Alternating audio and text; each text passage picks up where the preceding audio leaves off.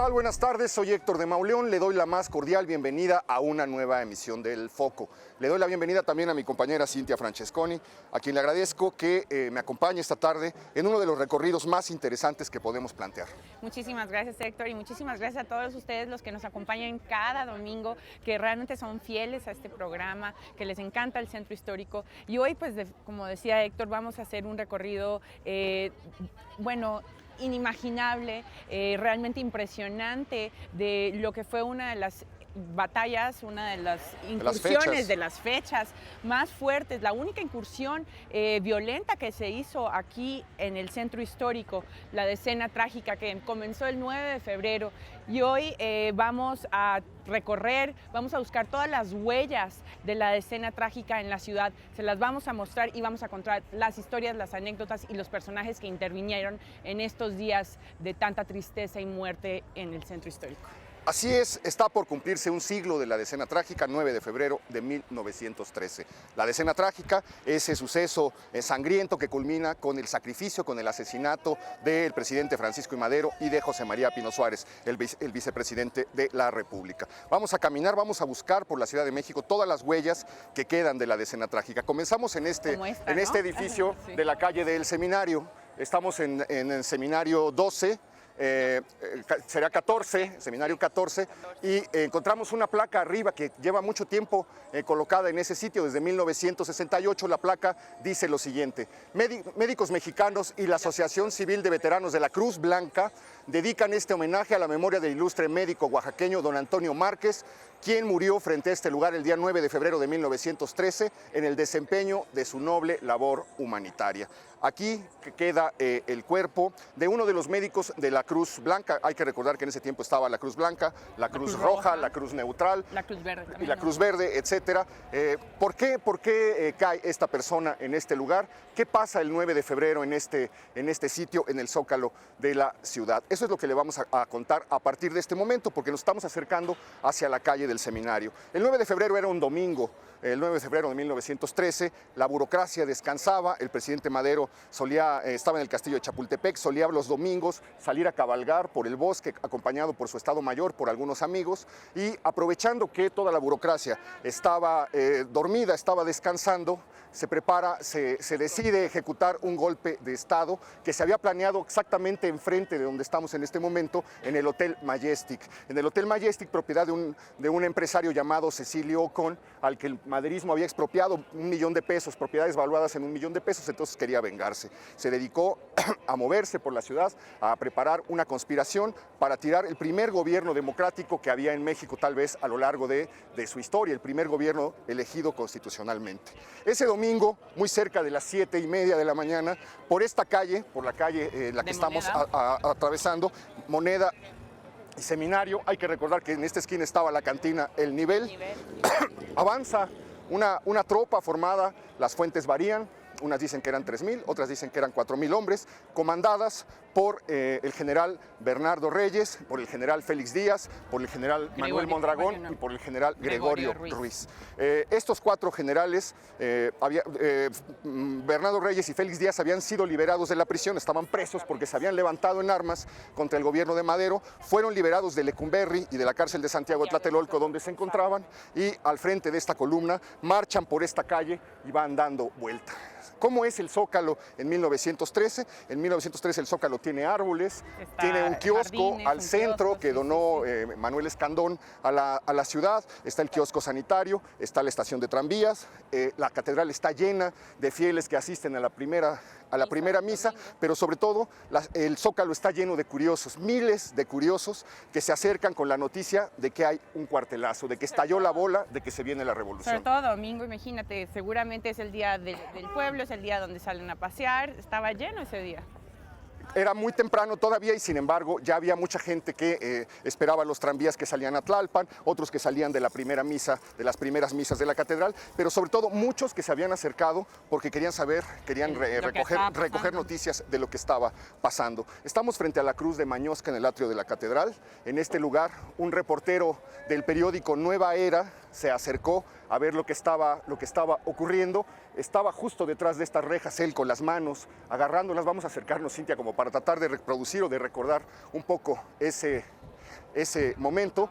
Este reportero se aferra aquí con las manos.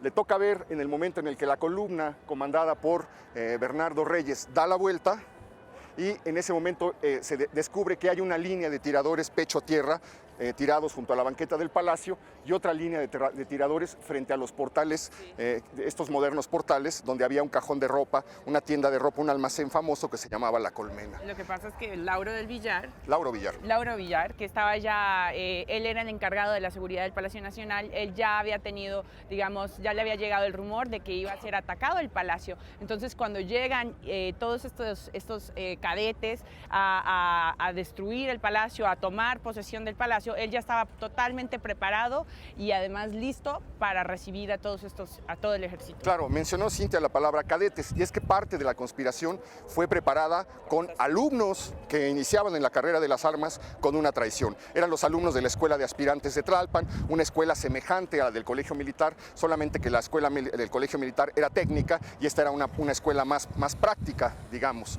Entonces, estos alumnos son comprados, son convencidos por los rebeldes, por los conspiradores, de que hay que tirar el gobierno de Madero. Y entonces el reportero ve cómo da vuelta la columna.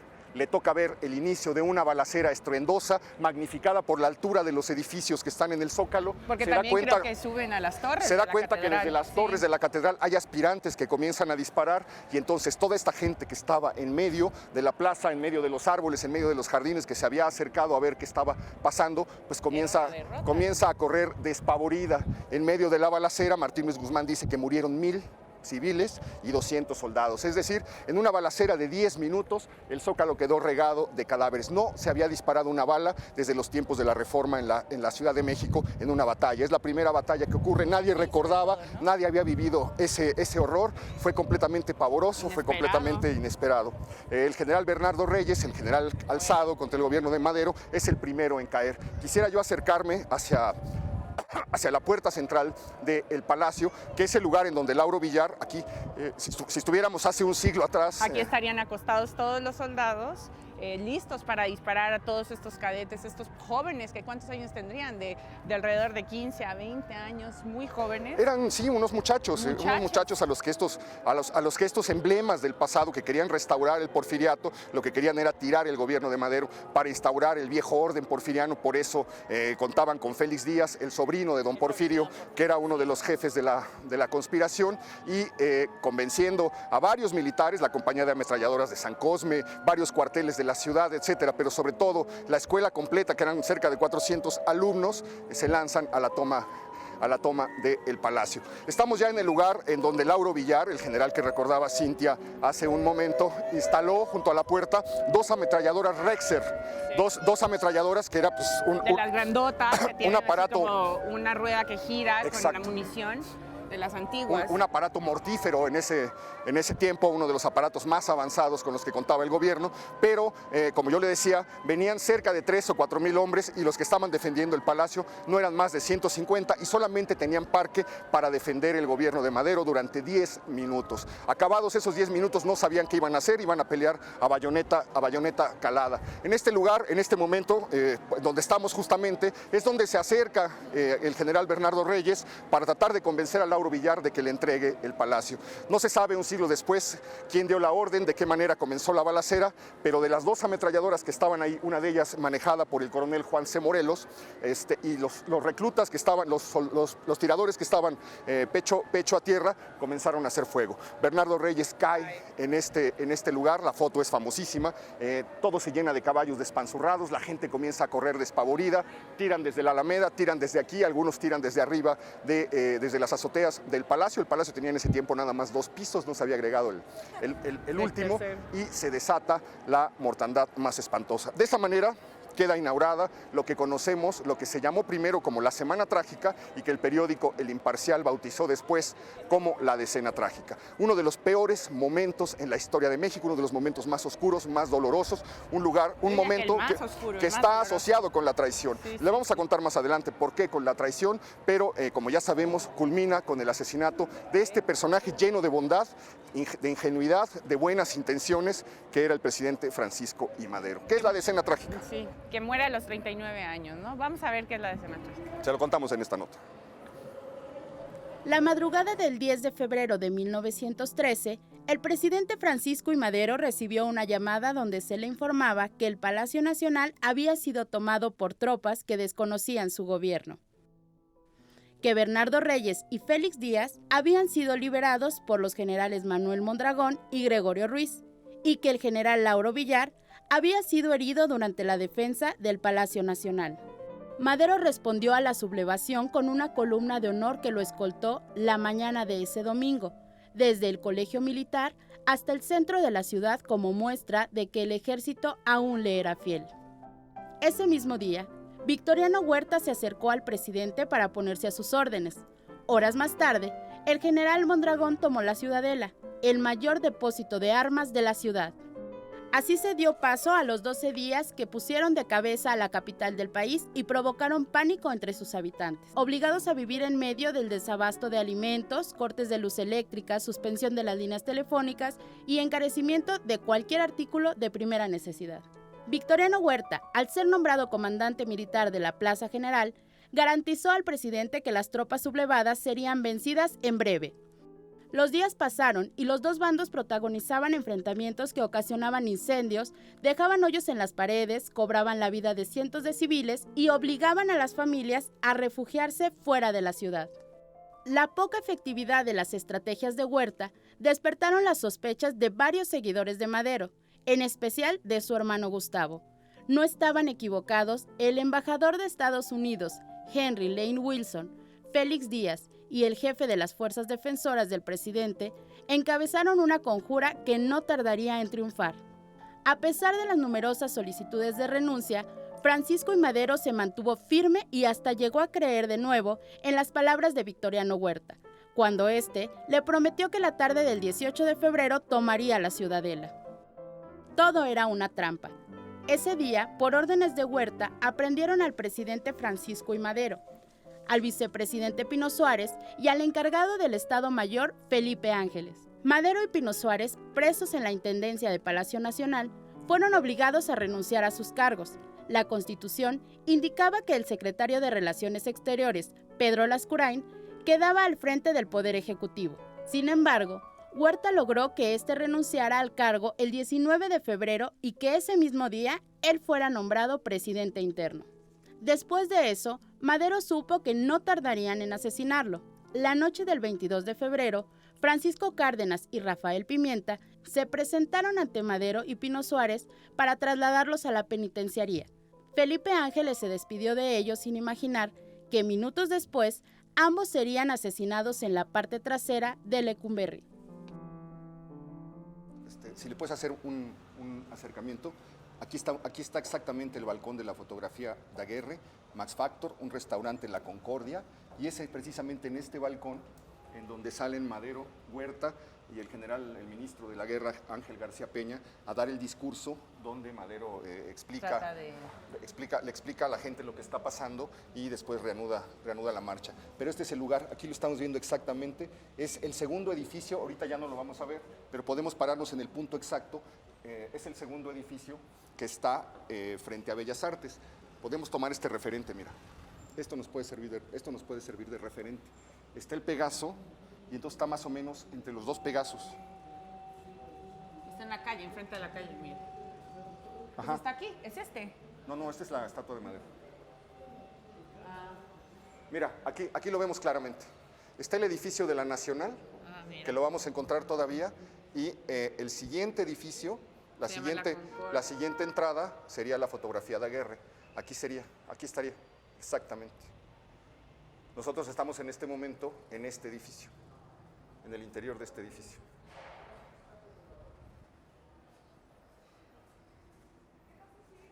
Bueno, mira, lo localizamos juntitito a la Nacional. Entonces es más bien enfrente del primer, exactamente enfrente del último Pegaso. Antes de llegar a Juárez. Vamos a buscarlo. Seguimos caminando por la Ciudad de México buscando las huellas de la decena trágica, las marcas que ha dejado la decena trágica y los lugares emblemáticos de ese capítulo sangriento, como les contábamos, de la historia de México, Cintia. Exactamente, y ahora nos encontramos en lo que es Avenida Juárez. ¿Por qué? Porque cuando sucede la trata de la toma del Palacio Nacional, Francisco I. Madero apenas se entera, decide armarse de valor, formar algunas fuerzas, convocar a los cadetes de la Escuela de Cadetes del Colegio Militar y venirse caminando desde Chapultepec por Reforma para llegar, tratar de ver qué es lo que está sucediendo en el centro histórico. Esa marcha que comienza bajando por la rampa de Chapultepec se le llamó la Marcha de la Lealtad, porque poco a poco se le fueron uniendo ministros, secretarios de gobierno, amigos, poco a poco se fue agrandando este grupo de gente de leales, de soldados también leales, porque así como había soldados rebeldes que querían rebelarse ante un gobierno, también había muchísima gente que le era leal a Francisco I. Madero. Ellos llegaron caminando por Reforma hasta aquí, hasta la Avenida Juárez, y cuando se asoman y llegan casi a este punto donde nos encontramos en este momento, que es frente a Bellas Artes, entre los dos Pegasos. No existía Bellas Artes, sí, era solamente un proyecto. De hecho, había pedazos, bloques de mármol tirados en la calle. Exactamente, era un proyecto que había comenzado Porfirio Díaz, pero en este momento, donde nos ubicamos, es casi entre los dos Pegasos, fue donde se encontraba Francisco I. Madero cuando de pronto comienza un tiroteo. ¿Cómo era el tiroteo? Habían unos tiradores que estaban donde se encuentra el Banco de la Ciudad de México, el Banco de México, y que antes era el edificio de la Mutualista, una compañía de seguros. Él, cuando empieza a ver este tiroteo, empieza a sentirse atacado, busca refugio. ¿Y dónde se mete? Al primer lugar que encuentra, al centro de fotografía Daguerre. Él entra, aquí había un balcón, entra a este edificio y bueno, pues ahí busca, digamos, un lugar para sentarse mientras baja el tiroteo. Así es, este es un lugar emblemático en la historia de México, este es un lugar crucial. Estamos en el lugar en el que la historia de México cambió para siempre y ahorita le voy a explicar. Porque cuando comienza el tiroteo desde la Mutualista, cuando los rebeldes disparan sobre la comitiva de Madero desde la Mutualista, un soldado, un cabo que marchaba junto a él cae muerto a unos pasos. La bala pudo haberle dado a Madero. Entonces, como nos contaba Cintia, el presidente se refugia en este lugar donde se encontraba la fotografía Daguerre y a la altura de donde están las ventanas estaba el balcón de la fotografía. Madero sale a dar un discurso al pueblo para explicarle lo que está pasando. Se ha ya aquí acumulado una gran cantidad de personas que quieren saber y que quieren apoyar al gobierno legítimo de Madero, pero el lugar es crucial porque cuando Madero está caminando por este punto, aparece el verdadero personaje de esta historia, el general Victoriano Huerta, que baja de la plataforma de un tranvía, salta vestido de civil, no tenía mando alguno y llega frente al presidente y teatralmente se cuadra frente a él y le dice: señor presidente, estoy a sus órdenes. El general Lauro Villar, que era el jefe, el comandante militar de la plaza, había resultado herido en el tiroteo en el que murió Bernardo Reyes. Una bala le había dado en el cuello y le había roto la clavícula y entonces él era el mando militar más alto después del secretario de la guerra. Este hecho fortuito, el hecho de que este valiente Lauro Villar haya resultado herido, provoca que Madero necesite al general de más rango que sea leal a él para entregarle el mando y quiere el destino que ese general sea Victoriano Huerta. La historia de México cambia en este lugar porque nunca volverá a ser así. Madero había apostado por un gobierno democrático, por un gobierno de libertades, con libertad de prensa, con libertades civiles, con garantías. Era una democracia muy frágil. Victoriano Huerta destruye todo eso y cambia para siempre la historia de México porque la idea de una democracia es despreciada a partir de entonces. Se cree que gracias a esas libertades fue que Madero fue asesinado y a partir de entonces se instaura un sistema en el que todo eso va a quedar acotado durante casi un siglo. Por eso es crucial el momento en el que estamos, el espacio en el que estamos caminando. Sí, salen al balcón. Salen al balcón, dan un discurso a toda la muchedumbre que se había reunido acá, explicando realmente al pueblo y a las personas qué era lo que estaba sucediendo, porque pues realmente la ciudad en cuestión de horas se volvió una revolución de tiros, de muertos y de heridos. Madero sabe en ese momento que ha recuperado el Palacio Nacional, tiene la impresión de que el golpe, el cuartelazo se ha frustrado y entonces inicia la marcha inicia la marcha que lo lleva a entrar al Zócalo, acompañado por el pueblo. Madero viene en un caballo tordillo, en un caballo blanco, con una bandera que le entrega Mariano Duque. Aquí está el poeta Solón Argüello, también varios partidarios del grupo más radical y más afecto a Madero, y entran al Zócalo, en donde recibe la última ovación. Todos los cronistas cuentan que los gritos de Viva Madero eran estruendosos, los gritos del pueblo, y nadie sabía que estaba presenciando la última ovación, porque Madero no volvería a ser aplaudido por el pueblo leal. Estaba a unos días de ser asesinado. ¿Quién es Victoriano Huerta? Hemos preparado un perfil del personaje más siniestro, tal vez en la historia de México, uno de los villanos favoritos de la historia de México, y esta es su historia. Hijo de Jesús Huerta y Refugio Márquez, José Victoriano Huerta Márquez nació en Colotlán, Jalisco, el 22 de diciembre de 1850. Habiendo cursado sus estudios en la escuela rural de su municipio, en mayo de 1869 se ofreció como secretario particular del general Donato Guerra, entonces gobernador de Jalisco. Gracias a su capacidad, el general Guerra decidió mover sus influencias para que Victoriano fuera admitido en el colegio militar. A partir de ese momento, inició una carrera de ascensos y logros. Llegó a coronel y recibió el mando tercero de infantería y más adelante el grado de general brigadier, la medalla al mérito militar, y fue nombrado miembro de la Suprema Corte Militar de la Nación. Pero sobre todo, se le recuerda por el papel que jugó en la Decena Trágica, cuando salió a los sublevados en contra de Madero.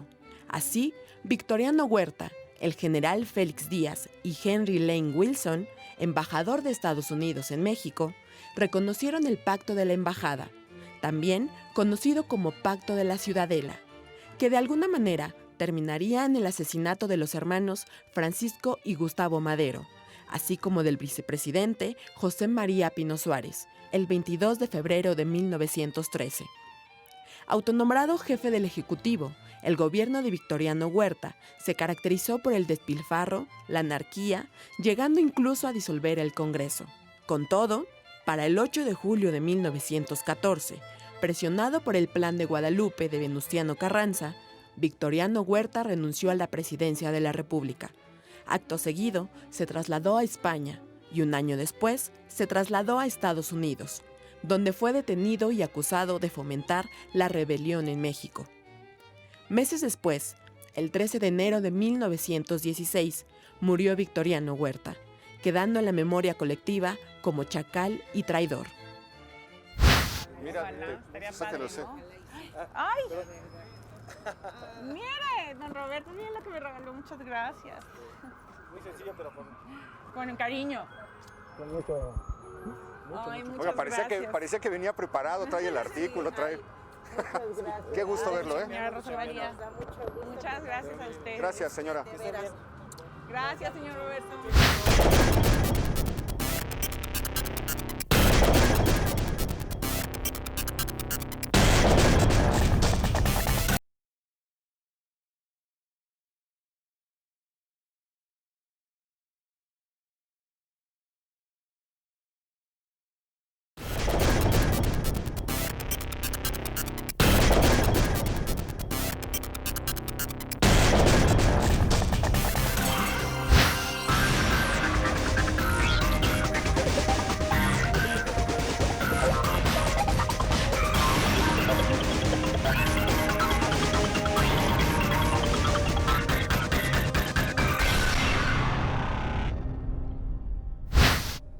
Mientras ustedes veían esta nota, Cintia y yo nos hemos trasladado a un lugar que en 1913 se llamaba la Plaza Atenas, aquí sobre la avenida Bucareli. A un lado tenemos la calle de Atenas, precisamente donde estaba el cabaret El Patio. Del lado derecho tenemos la calle Emilio Dondé, que ya se llamaba en 1913 de ese modo, al igual que Atenas. Estamos aquí porque es uno de los lugares que han quedado asociados para siempre con la Decena Trágica, Cintia. Exactamente. ¿Y por qué están asociados? Porque, como ustedes saben, aquí encontramos un regalo que hizo el gobierno chino, de hecho de la dinastía Qing, el reloj chino, en 1910, cuando se festejó el centenario de la independencia mexicana. Este reloj, bueno, fue un regalo del gobierno chino, porque había un tratado de amistad y de comercio entre estos dos países, y habían venido muchos chinos a habitar tierras mexicanas. ¿Qué pasó? Este reloj fue uno de los, digamos, heridos, uno de los devastados por el enfrentamiento que empezó a haber cuando desde la Ciudadela empezaron a mandar, balas, ametralladoras. Autobuses, etcétera. Todo. Sí, claro, es el lugar que queda destruido. Todos hemos visto la fotografía en la que el reloj está partido prácticamente. Este lugar es importante porque al ser rechazados del Zócalo, del Palacio Nacional, las fuerzas rebeldes que comandaban Félix Díaz y Manuel Mondragón dan un largo rodeo por calles poco transitadas, llegan a Bucareli, están a punto de cruzarse con Madero cuando Madero baja del castillo de Chapultepec y avanzan por este lugar. Y en este lugar Manuel Mondragón manda a acordonar la zona, reagrupa sus tropas y decide tomar la Ciudadela. ¿Por qué la Ciudadela? Porque en la Ciudadela hay 50,000 fusiles, hay 30,000 granadas, hay 30,000 carabinas, hay 13,000 granadas, hay 120 ametralladoras y hay 140 cañones. Quien tiene la Ciudadela a lo largo de la historia está demostrado, claro. Quien tiene la Ciudadela tiene la ciudad. El dueño de la Ciudadela es el dueño de la ciudad. ¿Por qué? Porque la Ciudadela es el almacén de armas de la ciudad, es la fábrica de armas de la ciudad, es el depósito de armas de la ciudad. En 1847, en 1867, en 1871, por seguir tosiendo, estuvo asociada siempre del lado malo de las cosas. El escritor Francisco L. Urquizo nos cuenta que la Ciudadela estuvo siempre del lado malo de las cosas. Cuando alguien quería sublevarse, cuando alguien quería dar un cuartelazo, cuando alguien quería tomar la ciudad, se dirigía inmediatamente a la Ciudadela. ¿Por qué? Porque era un lugar fortificado, porque era un lugar pertrechado, porque ahí estaba lleno de armas y entonces eso permitía realizar cualquier ofensiva. Además también creo que fue una estrategia, impresionante de parte de Manuel Mondragón, de parte de Félix Díaz y de parte de Bernardo Reyes, ya que ellos tenían conocimientos vastos en lo que era las municiones, la guerra, la estrategia. Bueno, Reyes ya había muerto. Ya había muerto, pero ellos habían hecho este complot antes y Bernardo Reyes sabía perfectamente, había estudiado en Francia con respecto a todo este tipo de estrategias militares. Sí, Mondragón era un gran artillero, era un artillero célebre, había inventado un fusil, el fusil Mondragón, el primer fusil de repetición automática que hubo en el mundo, y entonces era célebre como un gran artillero. Entonces parece, sin embargo, que la idea no es tan buena. Cuando el hijo de Bernardo Reyes, Rodolfo Reyes, se entera que se van a encerrar aquí, él está en desacuerdo y les dice: nos vamos a meter a una ratonera, nos van a bombardear, nos van a masacrar, nos van a dejar sin agua, nos van a dejar sin comida y no vamos a tener posibilidades de salir. Es un error encerrarse en la Ciudadela. Sin embargo, Félix Díaz y Manuel Mondragón tienen otro plan. Tienen el plan de tomar la Ciudadela y comenzar a bombardear, a masacrar la ciudad para lograr una gran presión pública que ocasione que la gente pida la renuncia de Madero y de Pino Suárez.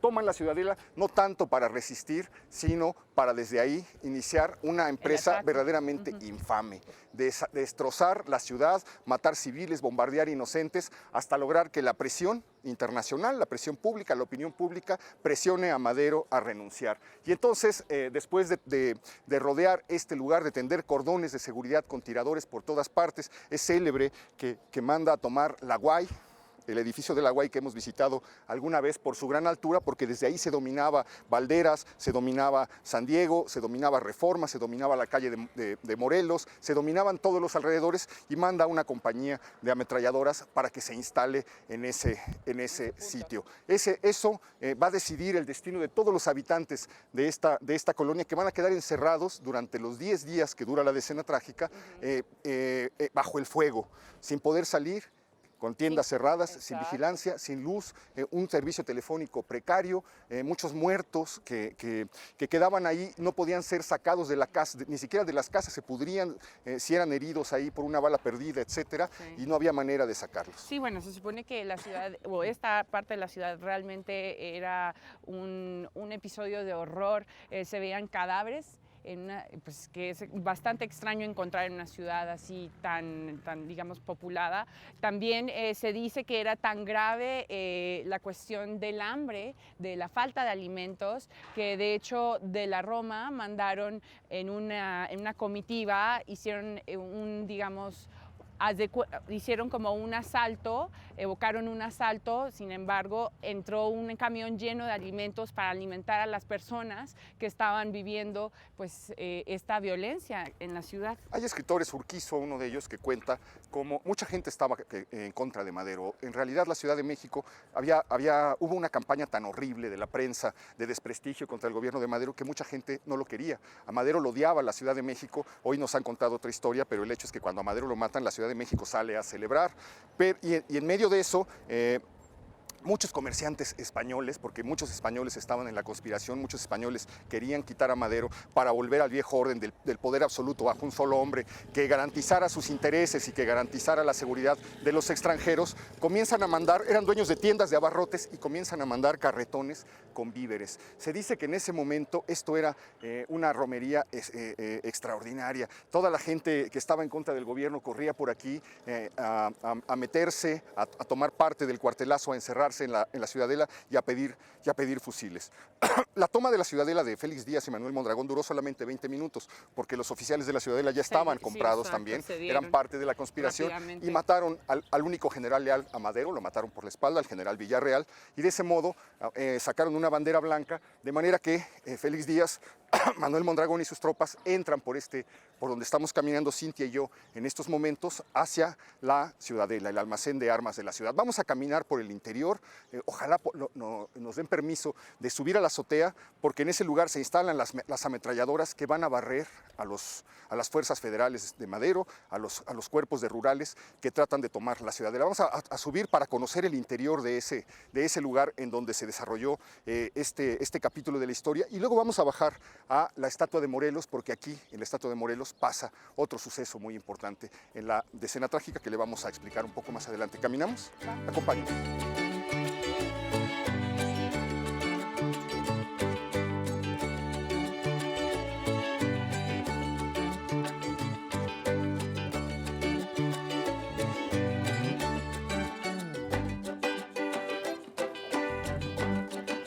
Bueno, pues estamos entrando a lo que Urquizo llamó el reducto de la traición, la Ciudadela, el lugar que toman Félix Díaz y Manuel Mondragón.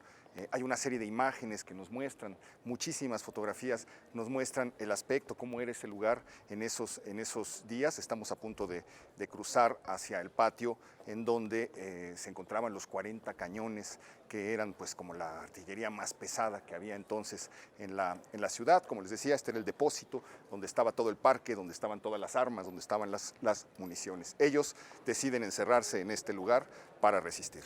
De hecho, bueno, hay que recordar que yo creo que se implementó como un lugar de almacenaje para todo este armamento, porque este lugar era un lugar de almacenaje de tabaco. La construcción fue hecha por Miguel Constanzó en el siglo XVIII, entonces tenía algún sentido de que además sirviera como bodega de este tipo de armamento, ¿no? Sí, así es, fue la fábrica de tabacos durante mucho tiempo. Vamos a cruzar ahorita al patio donde el tabaco era secado al sol, en unas tablas, y los ponían en el suelo los trabajadores que ocupaban este espacio. Constanzó fue un ingeniero favorito del virrey Revillagigedo, a él le encargó la remodelación del Palacio Nacional, a él le encarga la construcción de esta fortificación que se vuelve de inmediato, muy pronto, un reducto militar. Aquí estaban los cañones, aquí es donde se reúnen todos los rebeldes. Hay fotos muy impresionantes donde se ve que están comiendo, que están sentados con las soldaderas junto a sus armas. Cuentan las crónicas, cuentan los testigos que circuló la marihuana, que regalaban los jefes la marihuana a los soldados y les daban una bebida que, según esto, excitaba el valor. Era tequila con pólvora. Decían que al tomarla los soldados se volvían más valientes y más decididos. Entonces esto era una especie de orgía, una orgía que se estaba preparando para enfrentar los 10 peores días en la Ciudad de México. Se oían gritos, se oían cantos, había una euforia sin límites. Vamos a subir a la azotea de la Ciudadela para ver el aspecto de la plaza que se encuentra enfrente y para poder explicarles a ustedes más o menos cómo se desarrolló la batalla, cómo se desarrollaron los combates en los primeros días. Acompáñenos.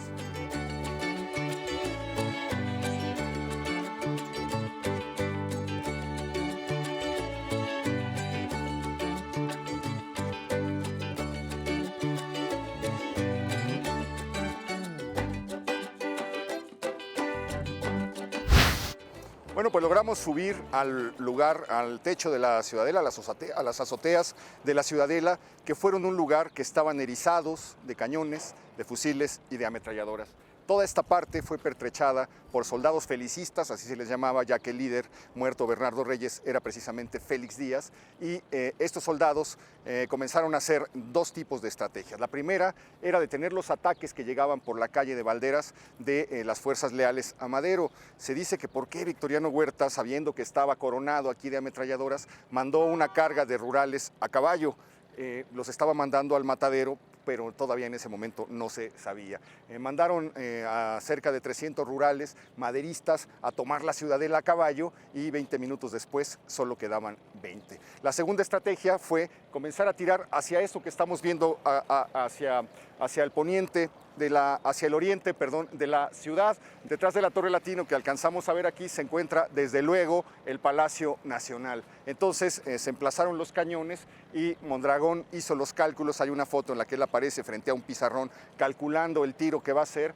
Comienza a hacer los cálculos para lanzar desde aquí obuses hacia el Palacio Nacional, uno de los cuales estalla en la puerta principal, en la puerta de honor del palacio. Mientras está pasando todo eso, pues la gente que había quedado atrapada aquí, sus casas se veían destruidas, se veían balaceadas, llenas de agujeros, mucha gente murió, quedaron encerrados. Eran escenas verdaderamente pavorosas, Cintia. Sí, de hecho, bueno, lo que estaba sucediendo también por detrás de todo este ataque, ya Victoriano Huerta ya se había encontrado con Félix Díaz y con Manuel Mondragón en una casa en la Roma, en la casa de Ernesto Cepeda, un compañero, un amigo, un compadre de Victoriano Huerta, y ya habían hecho un trato, ya habían hecho, digamos, una alianza, mientras que Francisco y Madero no tenía idea de esta alianza y todos se preguntaban por qué, cómo hacían para llegar camiones cargados de comida aquí a la Ciudadela, cómo era que no habían ningún avance hacia este lugar, y pues fue pues el traidor, ¿no? Es el que manipuló toda esa situación. Así es, durante esos 10 días no solamente de la Ciudadela se tiró hacia la ciudad, sino de la ciudad, de las distintas posiciones que tomaron las fuerzas maderistas, se bombardeó la Ciudadela. Pero vemos fotos de toda la ciudad destrozada y sin embargo la Ciudadela siempre se mantuvo intacta. Hay que preguntarse la razón, pues la razón al parecer es que todo era un teatro montado por Victoriano Huerta en lo que se ponía de acuerdo con las fuerzas rebeldes. Calculó muy rápidamente ponerse al frente y sacar provecho de esa circunstancia, de esa situación. Todo lo que estaba alrededor fue rodeado por las fuerzas federales, pero las fuerzas federales no tuvieron ningún éxito en sus tiros. Desde aquí se rompieron los muros de la cárcel de Belén, que está en Arcos de Belén, a unas cuadras de aquí, y por ahí salieron centenares de presos que se unieron a la sublevación. Este es el aspecto actual, ya está cubierto de árboles. Podemos decirle con toda certeza que son árboles que tienen menos de un siglo, sí, porque en 1913 la plaza estaba completamente pelona, no había un solo árbol, ni siquiera habían sido sembrados, pero este es el aspecto actual de ese lugar de horror. Vamos a bajar a la plaza para contarle el capítulo siguiente de esta truculenta historia.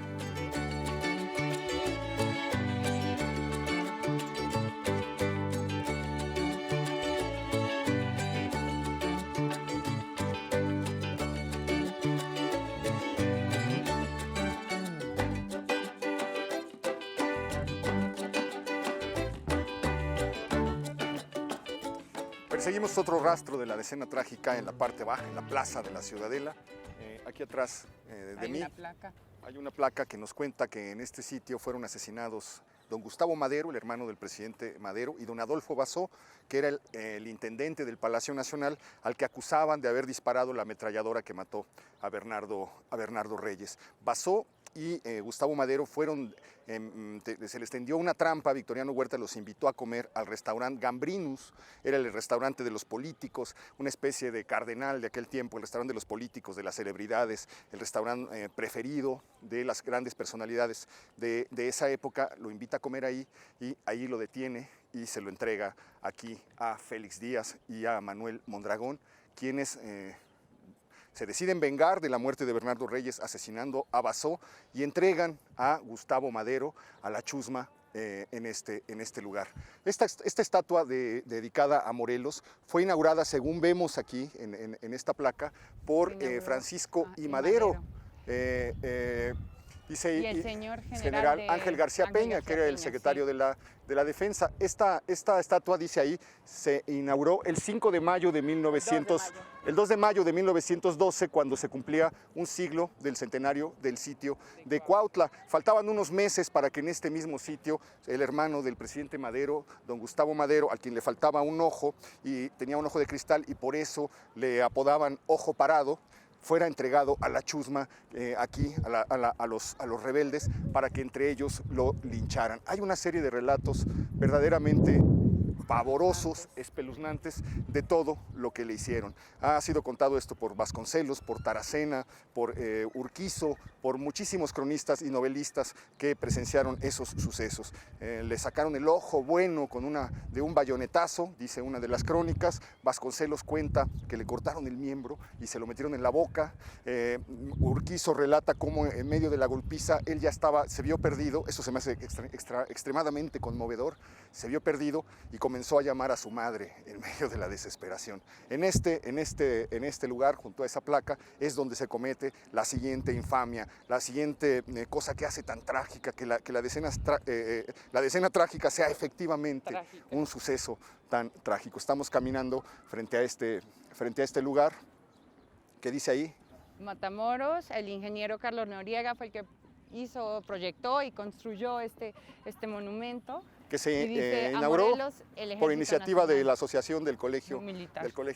Pero algo curioso, un dato curioso, es saber que días antes Gustavo Madero no confiaba en Victoriano Huerta y además pues porque simplemente sospechaba, no le era una persona grata, y confió y le dijo a su hermano Francisco I. Madero que desconfiara, que realmente no le entregara ningún poder a este hombre que días después viene a cumplir una profecía, viene a cumplir un pequeño mal sentimiento que sentía Gustavo Madero, y fue el que termina por destruir todo un gobierno. Así es, efectivamente, sabemos que Huerta era alcohólico, era un borracho, se la pasaba recorriendo, cuando ya fue presidente, usurpador, se la pasaba recorriendo la ciudad en un automóvil con una botella de coñac Martel, porque tenía miedo de que lo emboscaran en Palacio Nacional. Entonces andaba huyendo en las calles, y una vez borracho, pues cuando todavía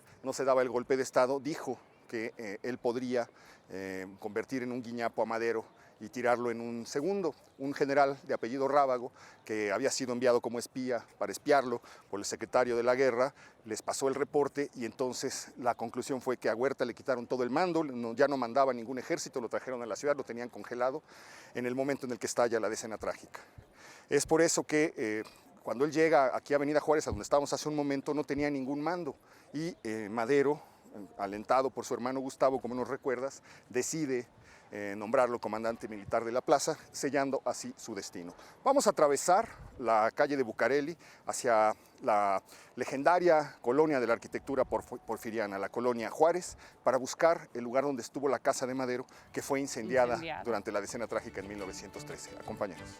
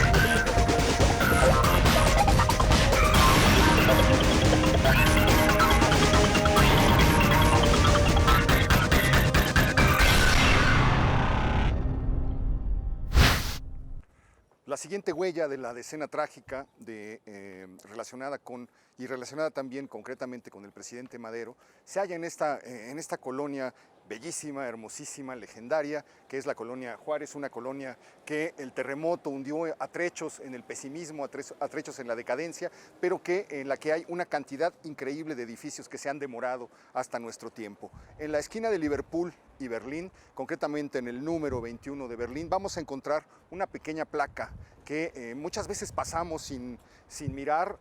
Uno puede vivir en esta ciudad y apenas conocerla, apenas descubrir o conocer las cosas que guarda. Yo había pasado muchas veces por aquí, no tardé mucho tiempo en repararlo, Lo que pasa confieso. es que la casa en la pequeña, totalmente irreconocible, ¿no en la crees? en la pequeña placa que les vamos a mostrar ahora. Efectivamente, pues la casa se quemó en 1913. Aquí le vamos a mostrar también las imágenes.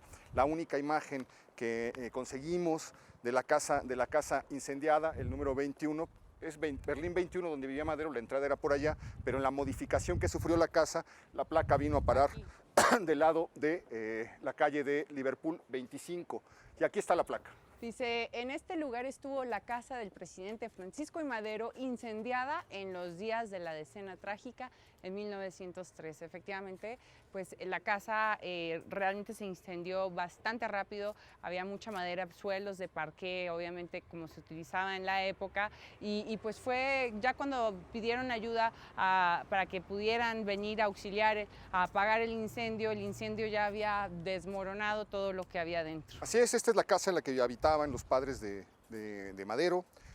Cuando se desata ya el horror de la decena trágica, gente que se hace pasar por gente del pueblo y que en realidad eran agentes huertistas y felicistas, desatan una campaña en la que se lanzan a quemar los periódicos que apoyaban a Madero. El periódico Nueva Era es incendiado, ya habían sido incendiados en medio de la refriega los periódicos que apoyaban o que eran contrarios a Madero también, y una turba enardecida que se hace pasar por soldaderas, por gente del pueblo, etcétera, que aparentemente odia el gobierno de Madero y está molesto y está harta de él, se lanza sobre esta casa y la historia que nos cuentan es que la queman e inician el incendio. Tiempo después el periódico El Demócrata, seguimos caminando por acá.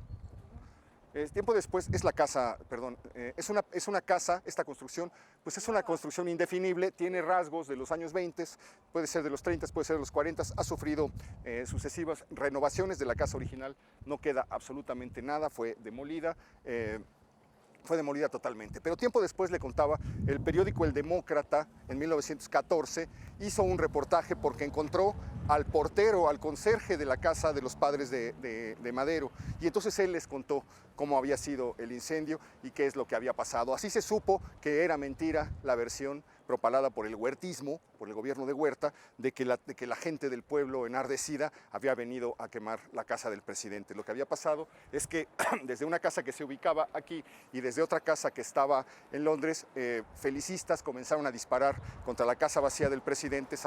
La familia había ido a pedir ayuda a la embajada de Japón, se habían refugiado en la embajada de Japón en la colonia Roma, la familia de Madero, y comenzaron a lanzar granadas y comenzaron a lanzar una serie de objetos que provocaron el incendio total de la casa. Hay unas fotos muy borrosas, muy borrosas de ese incendio, y son verdaderamente conmovedoras. Algo que quisiera que me aclararas tal vez es que leí que Victoriano Huerta también después de este golpe fue muy inteligente, compró las páginas, un periódico de hecho, y que las publicaciones que salían en ese tiempo fueron erróneas, no decían que habían ejecutado a Francisco I. Madero, sino que habían intentado rescatarlo. Que lo habían intentado rescatar, y que en el tiroteo o en el largar la vía ellos habían sido heridos de muerte. Pero te estás adelantando porque eso lo vamos a hacer en el siguiente programa. Ay, perdón. Porque vamos a seguir caminando, siguiendo las huellas de la decena trágica. De manera que el próximo domingo estaremos visitando precisamente el lugar en donde fueron asesinados Madero y el vicepresidente José María Pino Suárez. Vamos al lugar exacto, vamos a contar una historia también estrujante, pavorosa en ese lugar, pero eso será más adelante. No, lo que pasa es que Huerta pasa todo lo contrario. Lo mencionaba por la prensa, porque me imagino la algarabía y sobre todo la malinformación de todos los que vivían en la Ciudad de México en ese momento. Es increíble lo que pasa porque Huerta se les adelanta a Félix Díaz Díaz ya Mondragón, los engatusa también a ellos y logra engañarlos para quedar él como una especie de presidente interino que va a convocar elecciones para que luego en las elecciones se postule Félix Díaz y quede restaurado de nuevo el porfirismo. Pero los traiciona, se deshace de todos ellos lentamente y entonces instaura una dictadura. Es terriblemente contradictorio. La gente no estaba conforme con la debilidad de Madero, decían, porque permitía todas las libertades posibles y la gente estaba acostumbrada durante 30 años a la dictadura, al poder absoluto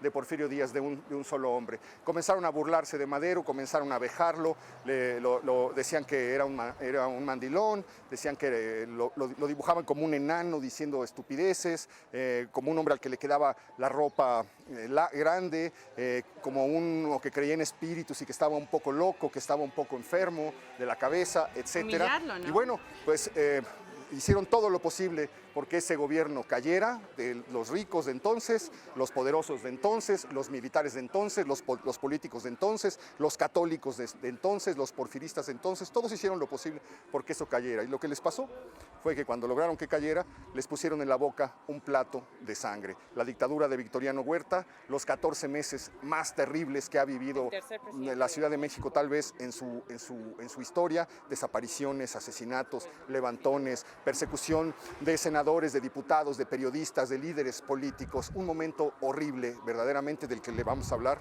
la siguiente semana porque quedan lugares de la decena trágica que visitar. Estamos en el último punto del recorrido del programa esta semana. Es la casa que tenemos aquí en la esquina de Versalles y Turín, en la colonia Juárez, a unas cuadras de donde vivió la familia del presidente Madero, Cintia. Exactamente, y nos encontramos con una placa que dice: casa que habitó en esta metrópoli el eminente periodista y embajador de Cuba, Manuel Márquez Sterling, homenaje de la Ciudad de México. Este hombre que, bueno, fue uno de los defensores y aliados de Francisco y Madero hasta el último momento de sus días, que abogó, que pidió por él para salvarle la vida y pues llevárselo a Cuba. Así es, Manuel Márquez Sterling, autor del libro Los últimos días del presidente Madero, un libro muy dramático, un tanto literaturizado, quiero decir, un poco exagerado, lo han acusado de que tiene poco rigor y mucha emoción, mucho sentimiento, pero la verdad es que es un libro que vale la pena leer, porque es un libro que arranca oleadas de ira, de indignación, casi lágrimas, de toda la serie de bajezas que cometieron estos militarotes que hicieron el cuartelazo de 1913. En esta casa habitó pues el embajador de Cuba, que trató de llevarse a Madero, que le rogó a Victoriano Huerta que no fueran a tocarlo y que lo dejaran salir exiliado rumbo a Cuba. Huerta accedió, le dijo sí, cómo no. Preparen un tren en San Lázaro para que ellos puedan irse de San Lázaro hacia el puerto de Veracruz y de ahí que tomen un barco. Todo se preparó y cuando salen del Palacio Nacional para salir rumbo a la estación de San Lázaro, el coche se desvía y eso se lo vamos a contar la siguiente semana. Pero bueno, pues en esta calle vivió este personaje con el que México tiene una deuda de gratitud, Manuel Márquez Sterling. Hemos llegado al final de nuestro recorrido, le agradezco muchísimo que nos haya acompañado. Cintia, gracias. Gracias a ti y bueno, gracias por habernos acompañado en este largo tramo que nos falta. La próxima semana otro largo tramo porque pues les vamos a seguir relatando lo que ocurrió en la escena trágica, vamos a seguir las huellas y no olviden escribirnos a elfoco@proyecto40.com o también, bueno, como les hemos repetido mucho, si quieren volver a ver los otros programas, la dirección cambió, ahora es www.proyecto40.com en vez de .tv, ahí pueden ver el archivo de los programas pasados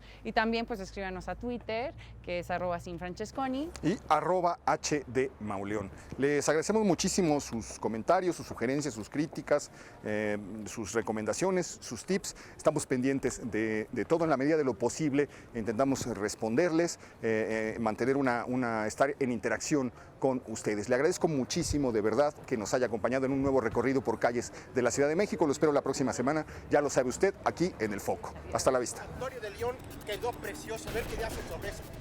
Duró 100 años la construcción. ¡Hola! Es una maravilla. ¿No? Órale. No, ¿en León? Lo acaban de hace poquito, el año pasado, 100 años duró la construcción. siempre que son, sobre todo donde está el Arco de León. Ah, pues vamos a darnos no una hay en vuelta. México, las tumbas de abajo, increíbles. Lo vamos a visitar. Hasta luego. Gracias por el tip. Gracias.